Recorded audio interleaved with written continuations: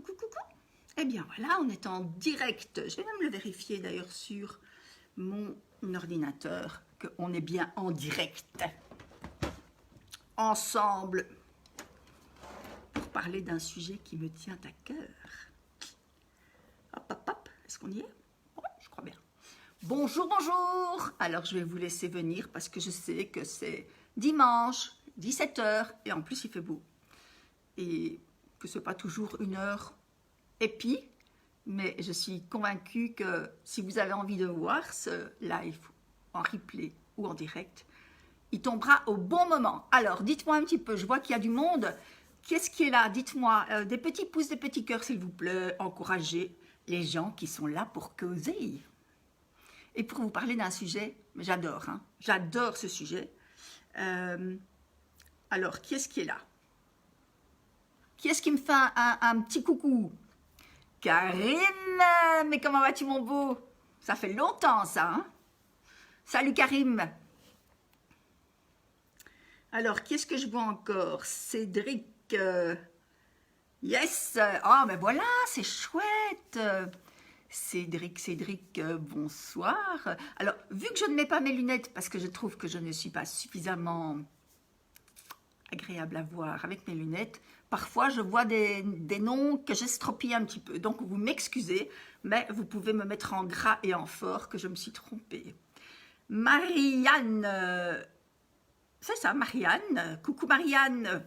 Alors bonjour à tous, je sais qu'il y a beaucoup de gens qui m'ont envoyé des messages pour me dire qu'ils étaient hyper intéressés par ce thème, qui est un thème mais que j'adore. Alors dites-moi d'abord d'où vous êtes, où vous êtes, et donnez-nous un petit peu, voilà, vous êtes où, qu'est-ce qui fait comme température, ça va nous permettre de créer un petit peu le lien ensemble et de laisser venir ceux qui sont toujours un peu retardataires.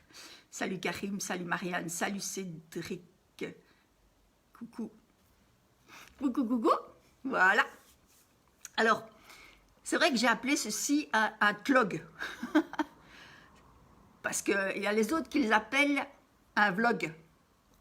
Un vlog. Et je ne sais d'abord pas ce que ça veut dire un vlog, mais moi j'avais envie de... Salut Sophie, salut Sophie. Moi j'avais envie de faire un mot valise, comme on appelle ça, vous savez, un mot dans lequel on met deux choses. Alors c'est pour ça que j'ai appelé mes petites interventions les tlogs. Parce que pour ceux qui me connaissent un peu, j'ai créé le mouvement Chin. Je chine ma vie. Et pour moi, c'est ici un vlog pour les chineurs. Donc, c'est un vlog pour vous encourager à chiner votre vie un maximum. Bon, je suis quand même obligée de mettre mes lunettes, hein, parce que je ne vois quand même pas ce qu'on écrit, donc ça ne va pas. Hein. Je suis une amie. Ah, super, salut Marianne. Pontacelle. Oh, Pontacelle.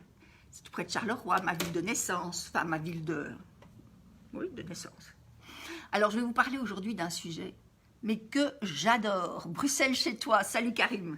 Rebonjour. Ça fait une paye qu'on ne s'est plus vu. Il y a combien de temps que tu as suivi le trajet, toi, Karim?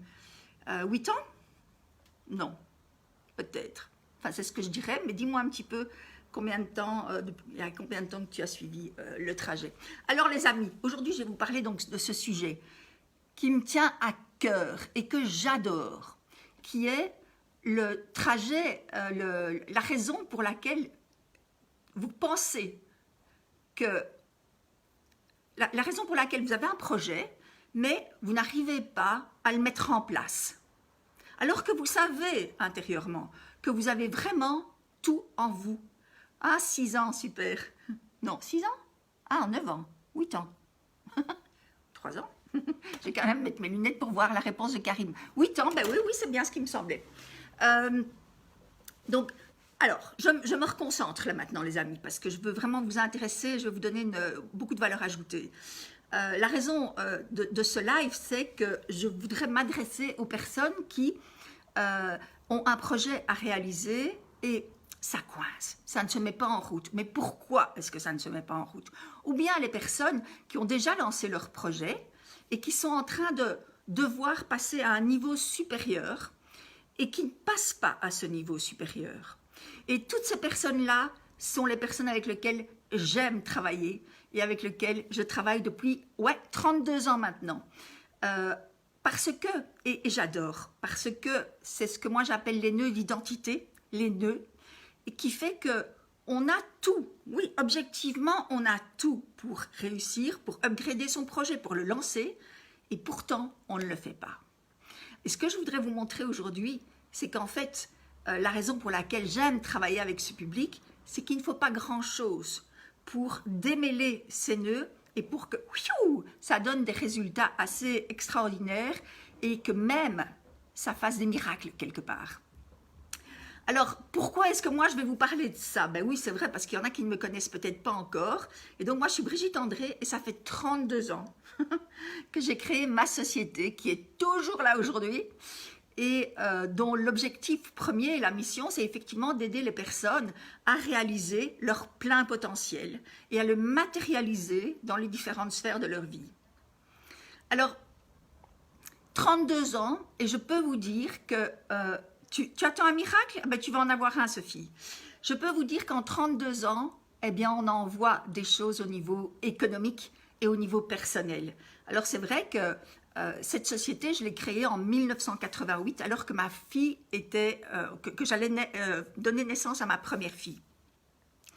Et aujourd'hui, je peux dire que j'ai déjà vu 4 crises, mais 4 crises assez canons. Quand j'ai créé en 1988, mais en 1990, c'était la crise du pétrole. Crise du Golfe, c'était une crise assez spectaculaire. Et donc, les premières années, mais j'ai été déjà mouvementée, chahutée par cette crise. Deuxième crise, c'est la crise de l'euro 2000 et 2001, les attentats des tours jumelles qui ont quand même eu pas mal de répercussions au niveau du business. Troisième crise, c'est la crise de 2009, la crise des subprimes qui a été, oula, ça a été solide comme crise. Et là, aujourd'hui, la 4e crise. Alors, ça, ce sont les crises qui sont un peu extérieures à moi. Mais à l'intérieur de ça, je peux vous dire que des crises personnelles, j'en ai aussi vécu pas mal. Et je sais que les moments de crise sont certainement les plus beaux moments pour transformer et pour se transformer. C'est une occasion unique pour plein de raisons, parce que quelque part, on est dans une forme de lâcher-prise. Et alors, ce que j'aime bien aussi pour l'instant avec ces masques, c'est qu'il y a beaucoup de gens qui disent, oui, en fait, on devient masqué, hein, on se balade avec un masque, mais finalement, les masques commencent à tomber. Oui, parce que derrière cette pression sociale, il y a le fait qu'on peut retrouver qui on est vraiment, le sens, la valeur et qui on est réellement. Et on peut commencer à le matérialiser. Alors, voilà pourquoi voilà, j'aime travailler ça. Et qui plus est, ça m'a permis aussi de mettre au point une stratégie qui est une stratégie qui s'appelle le trajet et qui amène les personnes de là où elles sont à là où elles veulent aller en ayant transformé ce qui est à transformer à l'intérieur et ce qui est à transformer à l'extérieur. Et aujourd'hui, cette théorie, ce trajet, ben, il a déjà été animé pour plus de 18 000 personnes. Alors quand je dis 18 000 personnes, c'est vraiment 18 000 personnes avec lesquelles j'ai eu un contact, pas 18 000 personnes à qui j'ai balancé des vidéos. Non, non, moi c'est pas mon truc de balancer des vidéos, mon truc c'est vraiment d'être avec vous dans la proximité pour vous aider à avancer par rapport à ça. Alors aujourd'hui, j'ai une certitude. Non, c'est même plus une croyance, c'est une certitude. Et ma certitude, c'est que nous avons tous en nous le potentiel nécessaire pour réaliser les projets que nous voulons réaliser. Alors moi, j'adore quand, la première fois que j'ai mis ça sur mon mur, je crois, il y a quelques mois, j'ai quelqu'un qui m'a dit « Ouais, enfin, ça c'est encore des mots, parce que si je me mets au-dessus d'un pont et que je veux voler, il y a beaucoup de chances que je vais tomber. » J'adore, merci. Parce que si vous voulez vous fixer un projet aussi dingue, ben, il faut apprendre à penser autrement.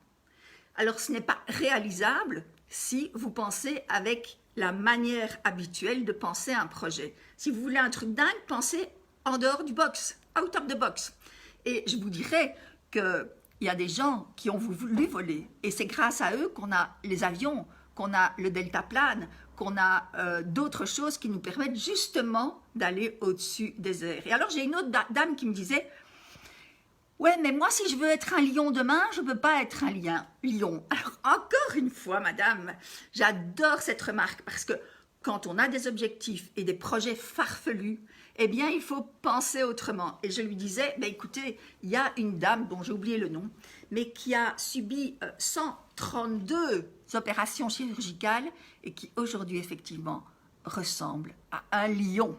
Non, c'est plus exactement, c'est une panthère. Mais bon, ce que je veux dire par là, c'est que, mais oui, tout est réalisable. Maintenant, si vous voulez un truc farfelu, il faut penser différemment. Et donc, si vous voulez un truc farfelu et que vous pensez de la même manière que celle qu'on vous a toujours enseignée, ben oui, effectivement, vous n'arriverez pas à votre objectif parce que vous allez être complètement limité. N'hésitez pas à me poser des questions, mais là, maintenant, je suis un petit peu partie, donc tout à l'heure, je ferai une question-réponse, ne vous inquiétez pas. Alors aujourd'hui, ce que je me rends compte dans cette crise, c'est que beaucoup de gens ont besoin d'une forme de sécurité dans leur rentrée financière, dans leur job, et en tout cas, oui, ce monde qui est insécurisant pour l'instant et vers lequel on ne sait pas où on va, eh bien oui, ce monde-là nous invite, nous, à nous demander, tiens, comment est-ce que je peux faire pour créer ma sécurité? C'est amusant parce qu'en 3 jours, j'ai eu 3 demandes sur LinkedIn de personnes qui me disaient « Bonjour Brigitte, j'espère que vous allez bien. Vous cherchez peut-être aujourd'hui un emploi durable. Et donc, j'ai ce qu'il faut. » Alors, c'est amusant parce que moi, j'ai un métier durable. Ça fait 32 ans que je l'ai créé. Ça fait 32 ans que j'évolue avec lui et qu'il évolue avec moi. Et je dis à ce monsieur, bah, écoutez, vous êtes bien gentil, mais, en tout cas, j'ai répondu qu'à un seul, vous êtes bien gentil, mais j'ai un boulot durable, j'ai un boulot qui ressemble à qui je suis. Et il continue à grandir et je continue à grandir avec. Et le monsieur me dit, ah bon, mais comment vous avez fait? Alors je trouvais que c'était vraiment très chouette comme question. Et donc je me suis dit, mais oui, c'est vrai au fond, quels sont les ingrédients nécessaires pour qu'on puisse aujourd'hui créer un métier durable, pour qu'on puisse créer un métier dans lequel on va pouvoir s'épanouir à la hauteur de ce qu'on est en train de devenir. Et j'ai vu 2 choses là-dedans. J'ai vu, la notion de sens, parce que c'est clair qu'aujourd'hui, mais c'est ce que j'entends tout le temps, je veux un métier avec du sens, je ne veux plus faire quelque chose qui ne me ressemble pas. Donc ça, c'est vraiment dans l'air du temps. Mais la deuxième chose, c'est d'avoir, alors là, je vais vraiment insister là-dessus parce que pour moi, c'est la clé. C'est d'avoir l'identité qui colle à votre projet. Alors bon, on va se mettre d'accord sur le mot identité. Parce que c'est vrai, quand on regarde l'étymologie, moi j'adore l'étymologie, ceux qui me suivent savent que dans toutes mes vidéos, je cherche l'étymologie des mots sur lesquels je vais mettre l'accent dans une conférence ou dans un séminaire. Alors, quand on va voir l'étymologie du mot identité, en fait, la première signification est apparue plus ou moins au XIVe siècle, et le mot identité, il disait les caractéristiques de choses qui sont complètement semblables. Voilà, donc ça c'était des choses qui se ressemblent complètement. C'était ça, être dans une identité. Avoir une identité c'était avoir des caractéristiques qui te permettent de savoir que tu as un objet exactement comme ça et que tu ressembles donc à un groupe d'objets. Puis alors vers le 18e siècle, c'était, je l'ai noté parce que je ne sais plus quoi. Ah oui, c'est ça. Ça, c'était très intéressant aussi. Vers le XVIIIe siècle, on a rajouté à cette notion d'identité des caractéristiques qu'on fait. Je vais t'expliquer ça, Cédric, après. Tu reviendras avec la question si tu veux bien, mais je vais y répondre. Au XVIIIe siècle, on a dit plus ou moins que c'était des caractéristiques qui étaient stables. Au XIXe siècle, on a dit c'est ce qui fait qu'une personne est conforme à ce qu'elle dit être. Et c'est là que je veux vraiment mettre l'accent. L'identité, aujourd'hui, c'est la base de notre réussite. Et c'est déjà une réponse pour toi, d'ailleurs, Cédric. C'est déjà une première réponse pour créer un cercle vertueux. Alors, je vais vous donner des exemples là-dessus. Et quand je dis donc identité, je veux dire par là que c'est la manière dont nous nous percevons. D'accord? C'est vraiment le regard que j'ai de moi dans une situation bien précise. C'est ça mon identité. Et l'identité dont je parle, elle est à la fois intérieure et extérieure. C'est ce qui fait, pour revenir à la définition du 19e siècle, c'est ce qui fait qu'une personne est conforme à ce qu'elle dit être. Ça veut donc dire aussi que quelque part, il faut qu'un intérieur et un extérieur soient conformes, qu'ils disent la même chose. Je vais vous dire un mot plus loin. J'ai une mauvaise nouvelle et une bonne nouvelle d'abord à vous annoncer. La mauvaise nouvelle, on va commencer par celle-là, c'est toujours plus agréable. La mauvaise nouvelle, c'est que nous sommes tous avec des programmes intérieurs qui gèrent nos différentes sphères de vie. Des programmes intérieurs. Oui, on a un programme intérieur qui est réglé sur une certaine tension au niveau amoureux. On a un programme intérieur qui est réglé sur une certaine tension au niveau professionnel. On a un programme intérieur qui est réglé sur une certaine tension par rapport à notre sphère financière. La mauvaise nouvelle, c'est que la plupart du temps, nous sommes branchés sur des manières de concevoir nos sphères en termes de pénurie, pas en termes d'abondance. En termes de pénurie, ça veut dire en termes de moins. Je vais vous donner des exemples après. La bonne nouvelle, c'est que ce n'est pas irrémédiable. C'est qu'en fait, ce sont vraiment ces programmes intérieurs, ils sont faciles à transformer. Il y a plusieurs étapes pour le faire, mais ils sont faciles à transformer. Mais la première chose, c'est d'en avoir conscience, évidemment. Alors, je ne vous laisserai pas tomber complètement, mais je vous proposerai quelque chose de chouette et de gratuit à la fin de mon live. Donc, si vous voulez avoir cette opportunité, eh bien, restez avec nous. Alors, comme donc je disais, peu de nos programmes intérieurs sont réglés sur la tension abondance, réussite. Non, on est plutôt réglé sur la tension pénurie, manque, on va manquer. Alors tout à l'heure, je vous disais, oui, ma société, elle a 32 ans. C'est vrai qu'elle a 32 ans et elle n'est pas cotée en bourse. Pas encore. Alors c'est ça qui est très intéressant. Pourquoi? Et c'est des entrepreneurs qui me l'ont fait remarquer à un certain moment, mais je trouve ça très très intéressant. Moi, mon programme intérieur professionnel, j'ai été éduquée par des gens qui étaient indépendants. Donc, donner mon préavis dans une des plus grosses banques du pays pour créer mon job, c'est un programme avec lequel je suis encore assez bien en adéquation. J'ai connu ça toute ma vie, des gens qui étaient indépendants, qui avaient leur job et qui fonçaient dans la vie par rapport à leur métier de cœur. De manière différente, mes deux parents étaient tous les deux médecins. Mon père généraliste, cardiologue et encore plein d'autres choses. Ma mère chirurgienne, gynécologue. Mais en fait, ils étaient aussi branchés sur des programmes différents. Mon père, il était branché sur un programme qui disait « Ce job, on peut le garder toute sa vie, à condition qu'on grandisse avec son job. » Il ne le disait pas, mais je le voyais bien. Il faisait des formations tout le temps. Il s'améliorait. Il cherchait des nouveaux matériaux. Il allait à des conférences. Il créait aussi des choses. C'est une des premières personnes qui, en 1980, a fait une des conférences extrêmement bien cotées sur le tatouage.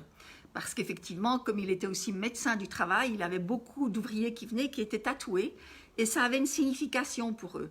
Et donc, il a fait une des premières conférences sur le tatouage qui n'a plus du tout la même signification aujourd'hui.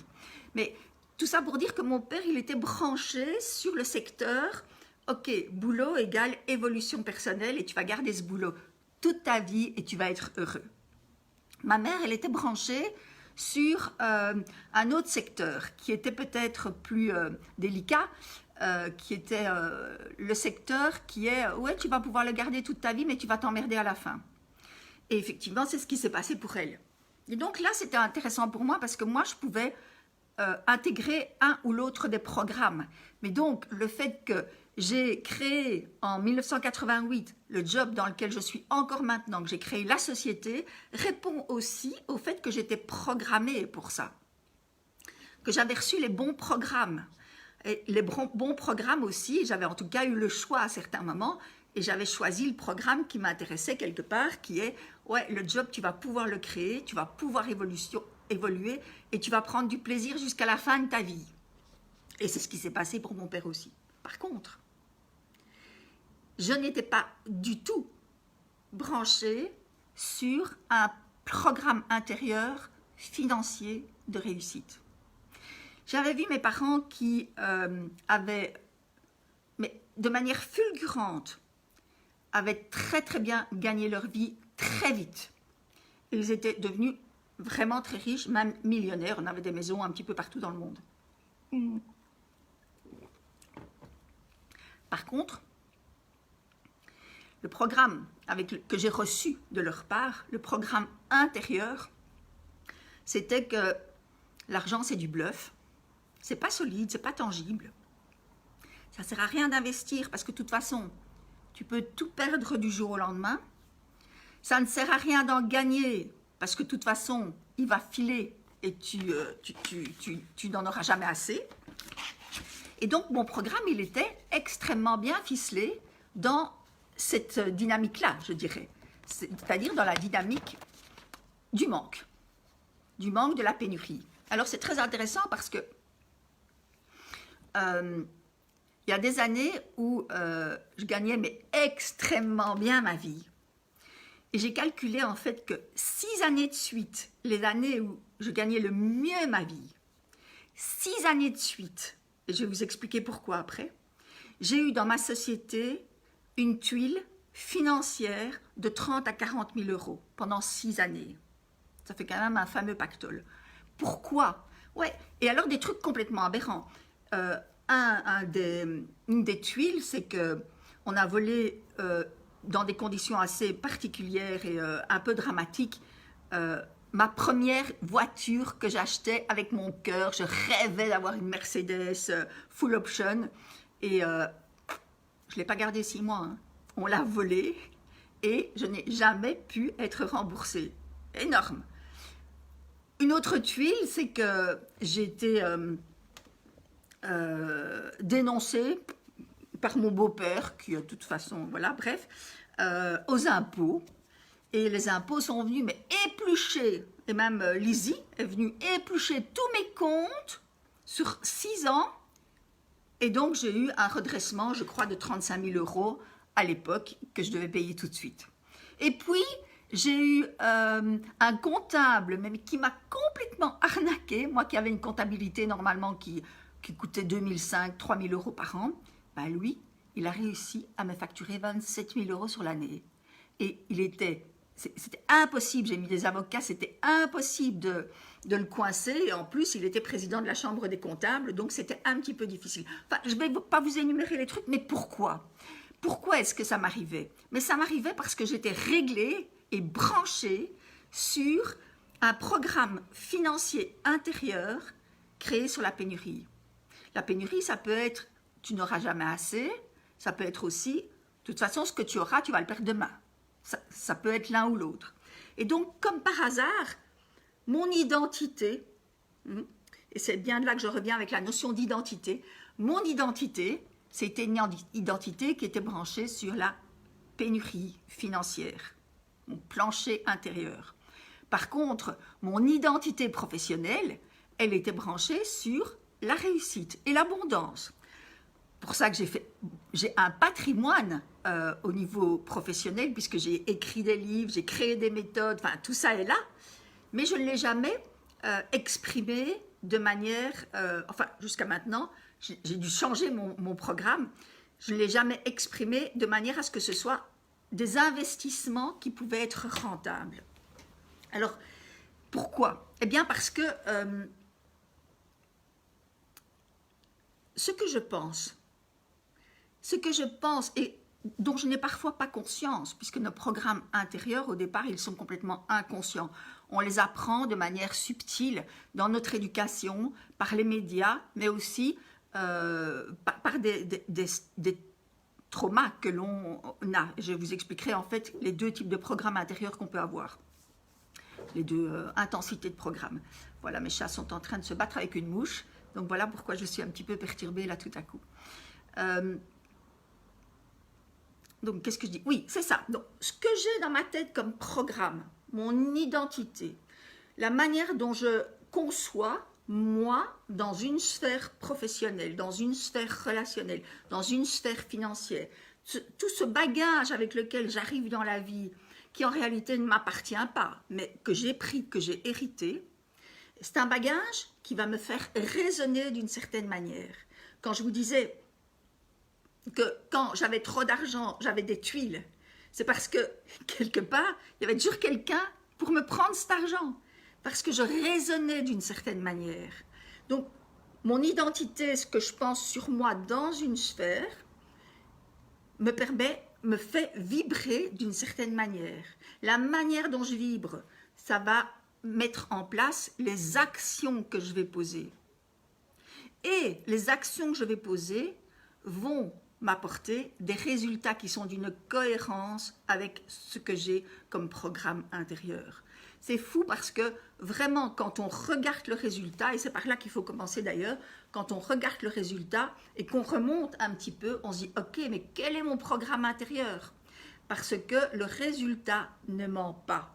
Oui, vous pouvez vous dire que c'est la faute à pas de chance, que c'est la faute de la crise, que c'est la faute à ceci, que c'est la faute à cela. Comme moi, je vous dis, toutes les années où j'ai été boycottée sur des sommes financières quand même très importantes, mais mon programme intérieur, c'est celui-là qui est en train de gérer la manière dont je vais agir et je vais interagir dans la vie. Parce que je vais vibrer comme je pense, je vais agir en fonction de ma vibration et je vais avoir le résultat que je pensais avoir. Alors, je suis à ce niveau-là. Voilà. Donc, c'est quoi les deux questions? Donc, Cédric, que veux-tu dire par « je suis à ce niveau-là pour l'instant » et Sophie, que veux-tu dire par « c'est la question que j'allais poser » et je vais donc vous en parler tout de suite. Alors, par exemple, je travaillais avec une dame, justement en VIP, elle travaillait avec moi dans le trajet VIP, donc où on travaille à deux et pendant 6 mois de manière intensive. Et salut Elisabeth. Et première étape, je lui dis, tiens, comment, parce qu'elle se rendait compte qu'en fait, elle ne passait pas un step dans son job. Elle devait passer un step dans son job, mais elle ne le passait pas. Pourquoi?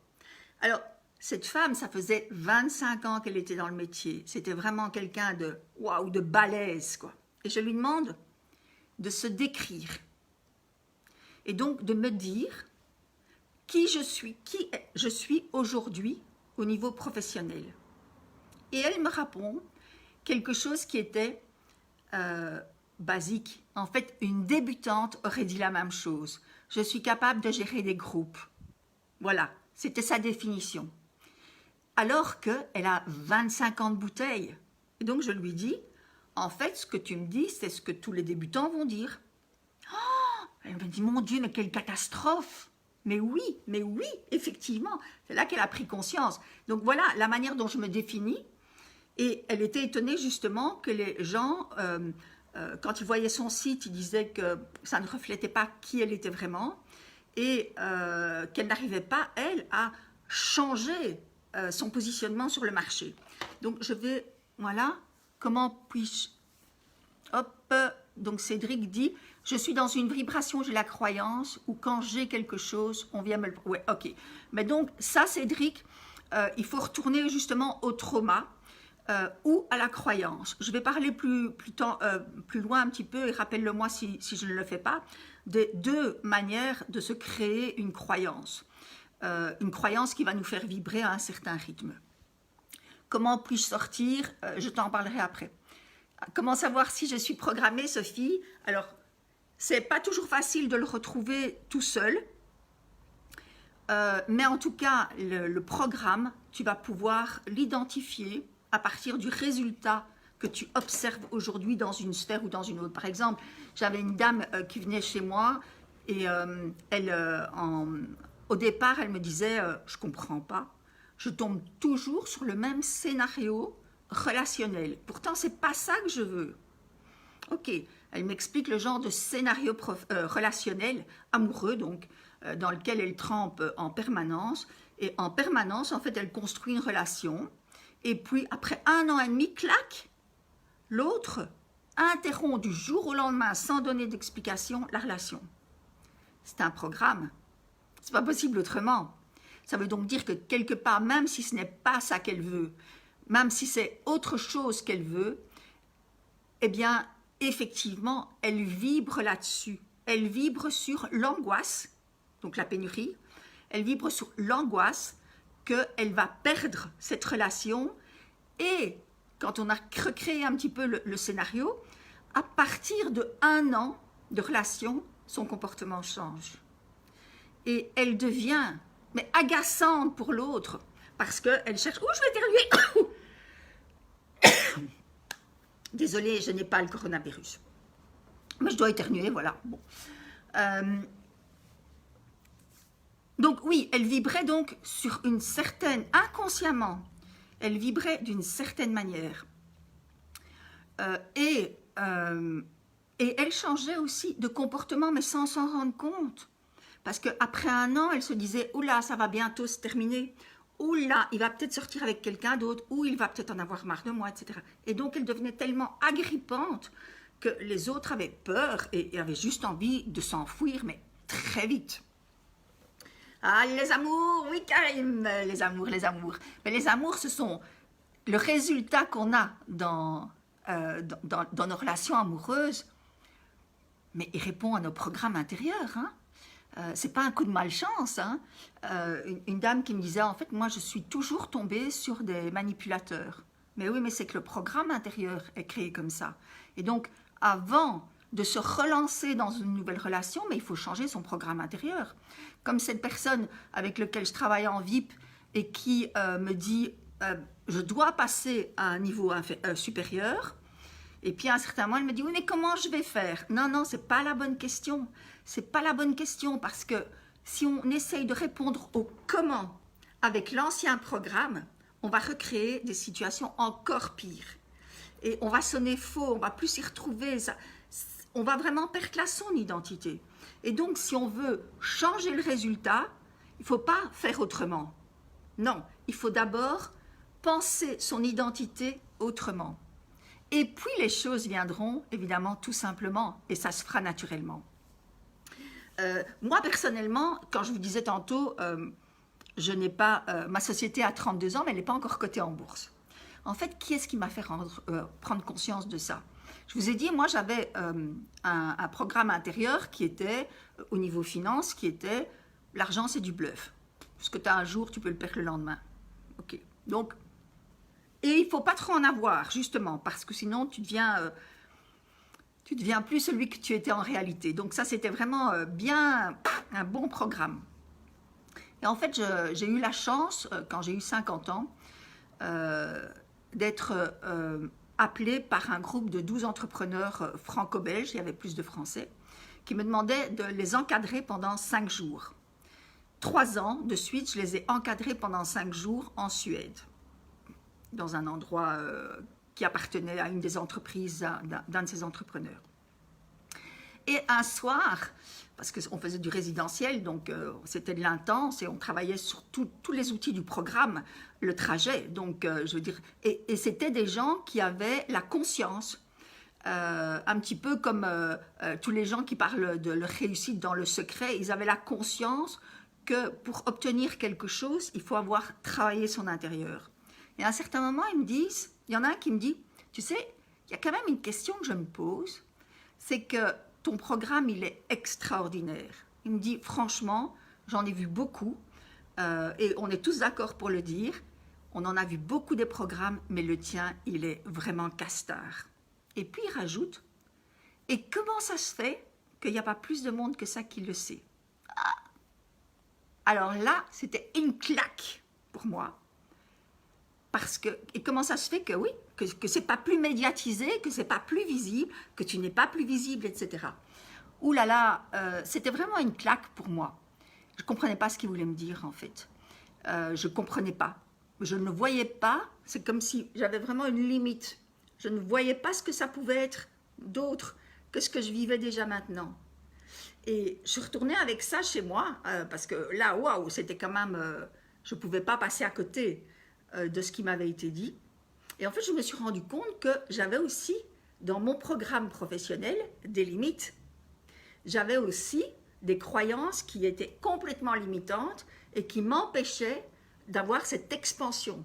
Par exemple, une de mes croyances, et ça c'était vraiment bien ancré, c'était que dans ce métier-là, donc dans le métier, il y a une vingtaine d'années, des consultants, des formateurs, etc., les hommes réussissaient mieux que les femmes. Ça, c'était une croyance. Parce que chaque fois que j'allais à des conférences, je voyais des hommes habillés en complet 3 pièces, costume gris, cravate, chemise blanche, et qui, waouh, ils en dégageaient les mecs. Ils étaient là avec des PowerPoint, avec des flyers, moi, rien de tout ça. Carte de visite, j'ai toujours refusé d'avoir des cartes de visite. Je crois que j'en ai distribué 100 sur 32 ans, donc il ne faut pas demander. Et je me disais, oui, mais non, mais donc les hommes ont plus de place sur le marché que les femmes. Donc c'est pour ça aussi que ça ne m'était pas venu à l'esprit que mon programme pouvait être, donc le trajet, les principes du self-leadership. Oh là, oh là. Ça va, vous me voyez toujours, j'ai failli chuter. Que les programmes du self-leadership, je n'imaginais pas qu'ils pouvaient être connus, puisque je me disais, de toute façon, à côté d'un homme, je ne vaux pas tripette. Je me disais aussi, qu'est-ce que je me disais encore Je me disais aussi que, oui, que de toute façon, moi, en tant que maman, je ne pouvais pas prendre trop d'envol parce que si mes enfants avaient besoin de moi, je devais être disponible.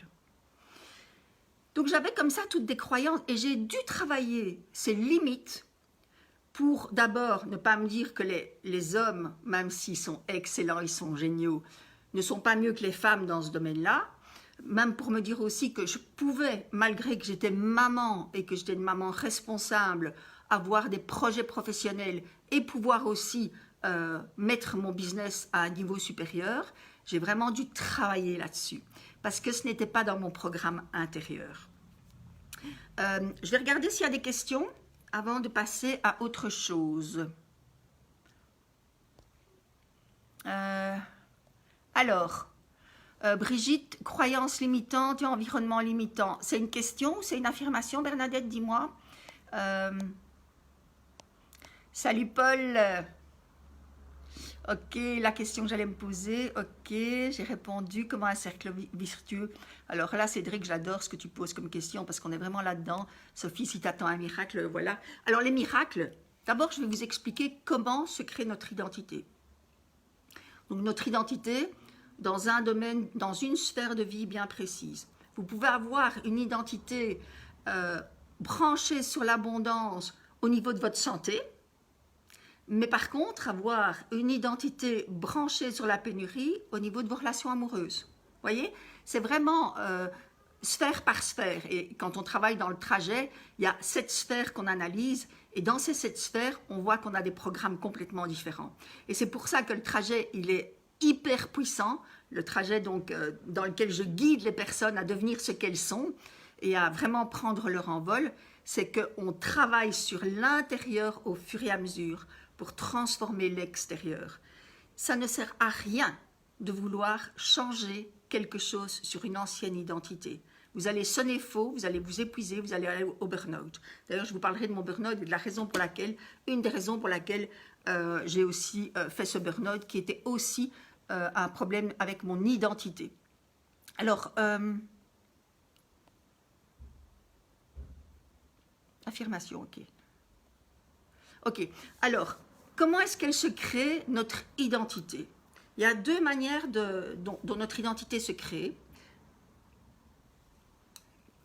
Mais, et chacune de ces manières va se régler de manière différente, je veux dire. On peut changer chacune de cette identité, quelle que soit l'origine, mais par contre, ça va se faire d'une manière différente. Par exemple, la première manière dont on crée son identité, c'est par l'éducation, par le mimétisme. C'est la base. Et on prend pour vrai ce que l'on a entendu et ce qui a été véhiculé autour de nous.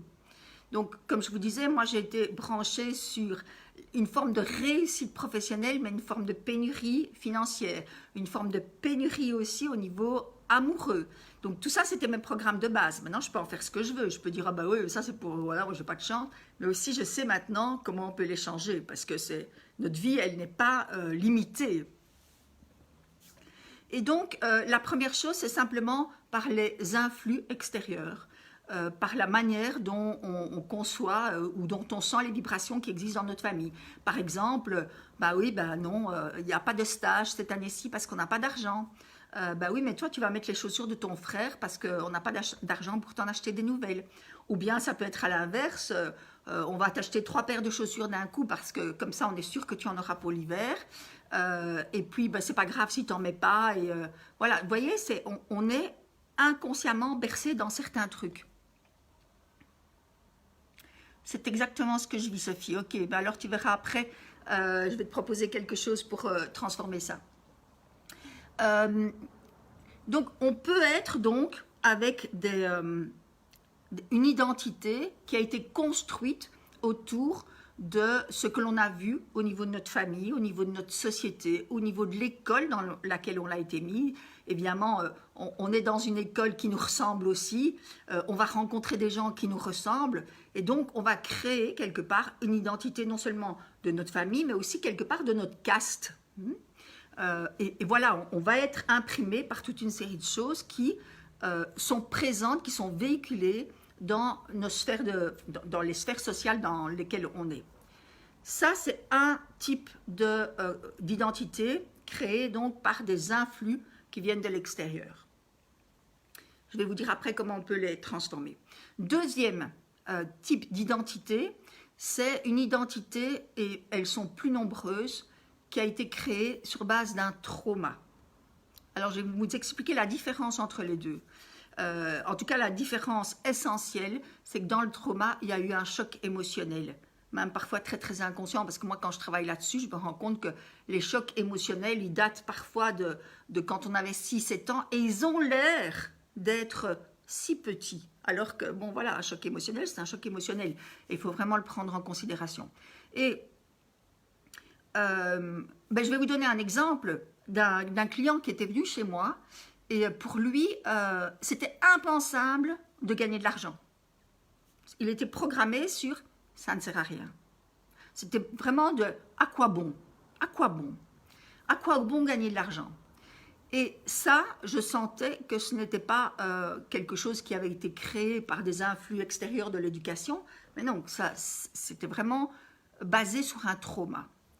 Et en remontant un petit peu la filière, il me raconte que son premier souvenir au niveau de son propre argent remonte à l'âge où il avait 10-12 ans, je crois, et où il avait économisé pendant assez longtemps pour avoir ce dont il rêvait depuis si longtemps, une guitare. Et un jour, il rentre dans sa chambre et il n'y a plus de tirelire. Sa tirelire a disparu. Donc l'argent qu'il avait économisé quand ses parents, ses grands-parents, quand il gagnait un petit peu de sous à nettoyer une voiture, etc., il l'avait économisé, il l'avait mis dans une tirelire, cet argent n'existait plus. Et puis il va dire à sa mère, maman, est-ce que tu n'as pas vu ma tirelire? Parce que voilà, je voulais mettre des sous dedans et je ne la retrouve pas. Sa mère dit, ah si, mais j'ai vidé ta tirelire parce que je voulais t'acheter un nouveau lit. Ça, c'est un trauma. Ça, c'est émotionnellement un choc. Donc effectivement, qu'il ait un programme intérieur financier branché sur à quoi bon, ce n'était pas étonnant. Donc ce qu'on a dû faire, c'est reconditionner ça. Alors, vous voyez, les deux types de croyances et d'identité ne sont pas créés de la même manière, et même si elles sont coriaces toutes les deux, le premier type d'identité, oui, ça ne m'étonne pas Cédric, mais on va en parler après si tu veux, c'est exactement ce que je dis, oui Sophie. Alors, justement, le premier type d'identité qui est créé par des influx extérieurs, mais moi c'est un petit peu comme ça que j'ai changé ma première identité quand j'ai été confrontée avec ce groupe d'entrepreneurs dont je vous parlais tout à l'heure et qui m'a dit comment se fait-il alors que ton programme est si bon que tu ne peux pas passer à un stade supérieur et que tu ne peux pas devenir plus visible. C'était la première chose qu'ils m'ont envoyé comme un flux. Et la deuxième chose, c'est que en vivant avec ces hommes-là qui avaient des patrimoines financiers, mais qui étaient colossales, parfois des patrimoines financiers, mais vraiment en béton, qui avaient été hérités de plusieurs générations, qui avaient été investis, qui étaient des entreprises qui fonctionnaient bien, et d'autres qui étaient partis de rien. Mais tous étaient avec des racines bien implantées au niveau de leurs finances parce qu'ils n'avaient pas le même plancher, ils n'avaient pas le même programme intérieur que moi. Ils n'avaient pas le programme qui était ça ne sert à rien d'investir. Non, ils avaient un programme qui était basé sur l'abondance. Et donc, ils m'ont appris. Et je me suis dit, purée, Brigitte, tu vas regarder comment ces gens vivent. Parce que j'avais aussi en tête que quand on devient riche, on devient con. Hein. Voilà. J'avais vu mes parents, ils étaient devenus réellement très cons. Et, sorry. Et en fait, eux m'ont appris qu'en fait, vivre au rythme de la richesse, mais ça n'a rien à voir. On est dans le choix du beau, on est dans la générosité, on est dans la jouissance du moment présent. J'ai rarement vu des hommes et des femmes qui étaient autant investis dans leur famille que ces gens-là, autant investis auprès de leurs enfants que ces gens-là. Or, moi, ça, je n'avais pas du tout comme concept, puisque moi, j'avais eu des parents que je n'avais jamais vus. Hein. J'avais été élevée par une nounou, donc je ne l'avais pas vu. Donc, mon concept de base, ce n'était pas tu peux gagner de l'argent et être présent pour tout le reste. Non, pas du tout. Je n'avais pas ce programme-là. Et ce programme-là, il a été transformé par, finalement, par le contact que j'ai eu avec ces hommes d'affaires qui m'ont appris vraiment une structure intérieure financière. C'était vraiment la structure intérieure qu'ils m'ont appris. Mais là, je n'avais pas, c'était pas nécessairement quelque chose que j'avais appris par un trauma. Donc ça, j'ai pu le travailler grâce à l'apprentissage et le reconditionnement d'une nouvelle manière de penser.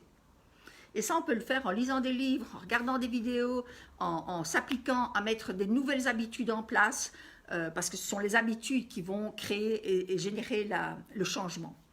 Et le trauma que j'avais aussi au niveau financier, et ça c'était un trauma, c'est qu'émotionnellement j'avais été vraiment abîmée là, c'est qu'on vivait dans une maison gigantesque, plus de 600 mètres carrés, la salle de bain, enfin vraiment très très beau. Et quand j'ai eu mon diplôme en main, je suis rentrée chez moi et mon père avait vidé la maison en une après-midi. Et même mes objets personnels, il les avait pris. Non, même mes armoires personnelles, il les avait pris. Tous mes objets, mes vêtements étaient par terre. Ça, c'est un trauma qui ne peut pas se gérer uniquement par reconditionner en changeant des habitudes. Il faut travailler ça en profondeur. Mais c'est très facile de le travailler. Moi, je travaille aussi, et dans le trajet, c'est pour ça que j'ai intégré ça. Dans le trajet, j'offre des séances EMDR pour transformer durablement son programme intérieur limitant. Voilà, je ne sais pas si j'ai répondu aux questions qui étaient posées justement sur comment recréer un cercle vertueux et comment justement... Alors allez-y, n'hésitez pas à me poser des questions parce que tout doucement est venu le moment où je vais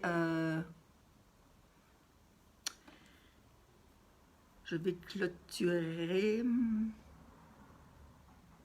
Ok, d'accord. Est-ce que vous avez encore des questions à me poser? Alors, moi, pour cette semaine-ci, j'offre des séances gratuites à des personnes qui veulent savoir où ça coince. Ah mais oui, mais ça ne m'étonne pas, Karim. Le MDR, c'est un outil mais fabuleux. Mais là, moi maintenant, ça fait 23 ans que je l'utilise, le MDR. Mais il n'y a pas de problème. Le MDR, ça fait 23 ans que j'utilise. Et là maintenant, mais j'obtiens des résultats. Là, vraiment, il y a des miracles qui se passent. C'est vraiment extraordinaire. Et donc, en fait, pour vous dire, tout à l'heure, je vous disais, mais je ne vais pas vous laisser comme ça, je vais vous proposer quelque chose à la fin. Alors, ce que je vous propose là maintenant, c'est cette semaine-ci, j'ai organisé mon agenda pour pouvoir prendre 8 personnes en entretien individuel de 30 à 45 minutes. Donc, c'est vraiment un cadeau que je vous fais où on va faire le point sur, ok, quel est ce programme intérieur? Qu'est-ce qui coince? Comment est-ce que tu crées ta stratégie? Alors, je vous dis, je n'ai pas plus de place cette semaine-ci que pour 8 personnes parce que mon agenda est déjà vachement plein. Mais donc, s'il y a 8 personnes qui sont intéressées par cette offre-là, vous m'envoyez un message et je vous envoie les disponibilités que j'ai. Et le premier servi, donc le premier qui me dit « Ok, je prends cette plage horaire-là », ben, il l'aura. Donc, c'est le premier servi, comment est-ce qu'on dit? Premier demandé, premier servi. Mais oui, mais alors, donc voilà, vous m'envoyez, je vois vos réponses, mais ok, d'accord, d'accord. Bon, alors, vous m'envoyez un message, je vous envoie là, juste après le Zoom, mes jours de disponibles, et dès que vous avez coché une plage, ben, elle est plus libre pour le suivant, parce que je ne sais pas prendre 2 personnes en même temps, puisque de toute façon, je veux vraiment que ce soit de l'individuel. Donc, je vous dis, je n'ai de la place que pour 8 personnes, pas plus.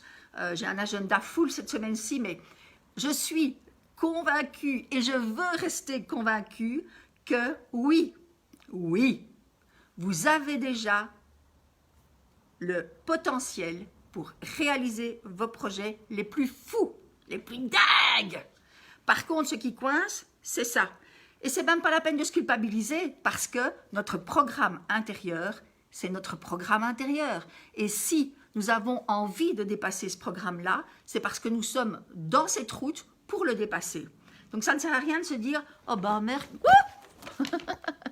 oh ben zut, moi c'est mon programme, donc ma vie est foutue. » Mais non, grand Dieu, surtout pas aujourd'hui. Aujourd'hui, je trouve que là, il y a des outils mais fabuleux. Moi, je travaille essentiellement avec le EMDR, avec la logosynthèse. Donc, c'est vraiment des outils qui sont assez puissants et on va aller travailler ça en profondeur. Mais le tout, la première étape pour transformer et pour réaliser ces projets, pour réussir à upgrader son business, pour réussir à passer une tranche supérieure, moi je vous dis, ce sont les personnes avec lesquelles je veux travailler, c'est les personnes qui coincent. Il y a des gens qui me connaissent bien, qui me disent « Oh, mais ça c'est ton côté sadique, hein. » Peut-être, mais en tout cas j'aime bien les gens qui coincent parce que, waouh quoi, ça dégage en très très peu de temps. Et donc oui, donc là moi je suis persuadée que le potentiel pour réaliser vos rêves, il est là. Donc si vous avez envie de bénéficier d'un de ces oui, oh je dois tousser. Je fais comme Macron qui tousse, mais moi j'ai pas de masque. Vous avez vu Macron qui tousse quand il a un masque? Alors, je vais donc mettre mon agenda, je vous l'envoie, et, on prend rendez-vous. Donc, dans les plages horaires qui me restent, je vous dis, j'ai vraiment une semaine débile. Mais oui, et alors, une des raisons pour lesquelles je veux absolument faire ça maintenant, c'est j'en ai ras-le-bol de ce climat de morosité.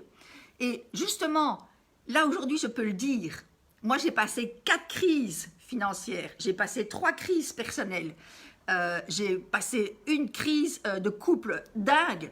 Donc des crises, j'en ai passé en 32 ans et je sais que ce sont les moments où il faut rebondir. C'est les moments où il faut investir sur soi et aller dénicher le truc qui nous empêche d'aller un step plus loin.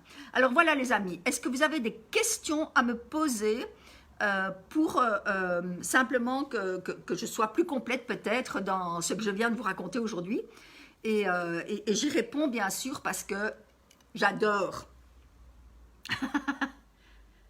Ok. Bon, alors, vous savez ce que je vais faire?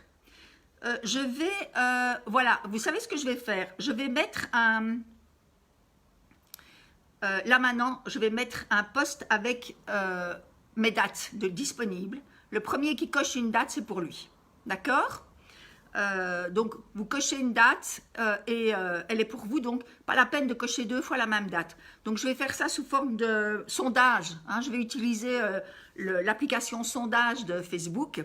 Je vais vous mettre les différentes dates dans lesquelles je peux vous entendre et vous recevoir.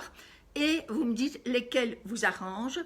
Et une fois qu'il y a quelqu'un qui coche, c'est plus la peine de cocher une deuxième fois. Est-ce que ça va pour tout le monde? Youhou!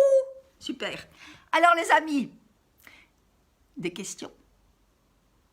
Des questions? Bon, pas de questions. Je vois qu'il y en a qui sont intéressés. Je vais vous mettre ça tout de suite les amis. Et on va avancer parce que là... Alors j'aime bien parce que... je ne sais pas si vous avez vu l'interview que j'ai fait avec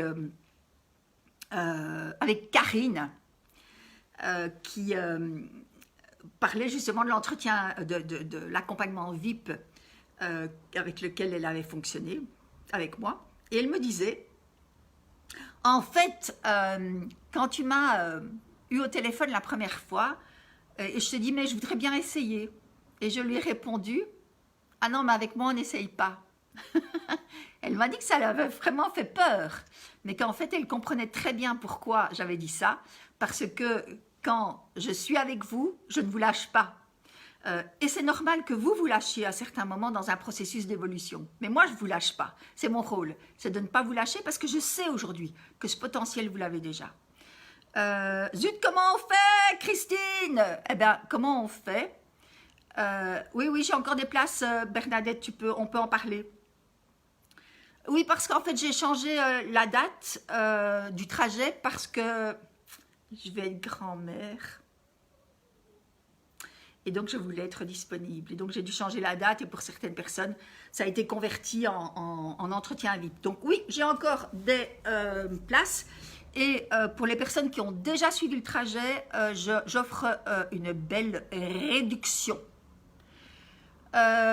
Comment fait-on pour aller sur le sondage avec Massange? Mais si, Christine, cool. Et de toute façon, ne t'inquiète pas.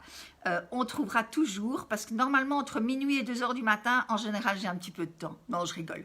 Donc maintenant, je vais... merci Karim, je suis contente comme tout. Je vais arrêter le live ici, puisque quelque part, vous n'avez pas de questions. J'ai l'impression que j'ai répondu, en tout cas, merci Christine, aux questions que vous avez posées. Maintenant, je vais fermer ça. Je vais mettre un sondage. Merci Marianne. Je vais mettre un sondage dans lequel je vais mettre toutes les dates. Vous cochez les dates. La première qui est cochée, le premier qui coche une date, c'est pour lui. Ah, attention! Donc là maintenant, je vais arrêter le zoom. Ouais, grand-mère, oui, bien sûr. Oui, tout à fait. Pas de problème, Bernadette. Donc là maintenant, je vais couper le zoom. Vous me laissez 5 minutes pour que je mette les dates dans le sondage. Et vous y allez, les copains. Donc, vous avez le temps d'aller faire pipi et de prendre un petit café pendant que je fais le sondage. Le sondage, donc je rappelle, je mets toutes mes dates disponibles de cette semaine-ci. J'en aurai encore d'autres la semaine prochaine, mais cette semaine-ci, j'ai juste 8 places. Et dès que vous cochez une date, elle est pour vous. Et voilà, je vous embrasse et je vais vous dire un truc, c'est que je suis touchée par ce que je ressens comme émulsion, parce que Nourdidjou, je voudrais vraiment bien qu'on ne se laisse pas avoir par l'environnement ambiant. C'est le bon moment pour devenir qui vous êtes et je le sais, je veux dire, je ne vous raconte pas ça parce que je l'ai lu dans un livre et parce que j'aimerais que ce soit vrai. Non, je l'ai vécu. J'ai vécu des crises en 32 ans et ce sont les meilleurs moments pour devenir vraiment qui on est, quoi. Alors là, les amis, je vous embrasse très fort et à très vite de l'autre côté, enfin non, sur la page, sur un autre post dans lequel je vous mettrai les dates disponibles pour vous. Sautez dessus, les amis. À très vite.